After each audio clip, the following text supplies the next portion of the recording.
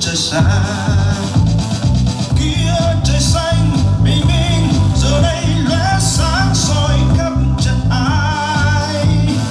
Đôi bàn tay bạn ơi và bao khối óc ta đắp xây ngày mai. Cho tôi mơ tương lai không xa, nỗi đau triền miên còn vương.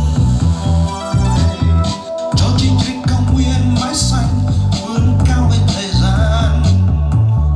Cho em vươn bay sâu ước mơ cuộc sống tươi đẹp hơn nhiều.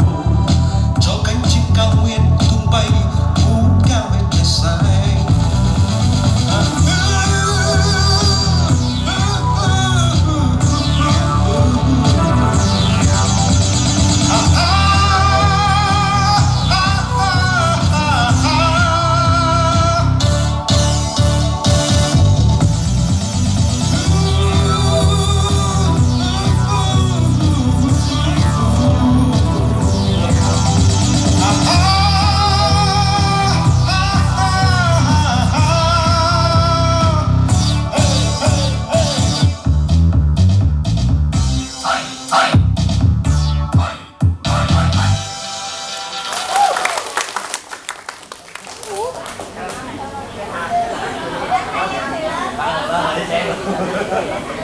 Thưa quý vị, và tiếp theo đây là nghi thức mừng đón và lễ cầu giang.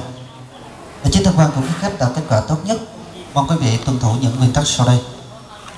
Nguyên tắc đầu tiên khi lên dự cầu giang, tham quan quý khách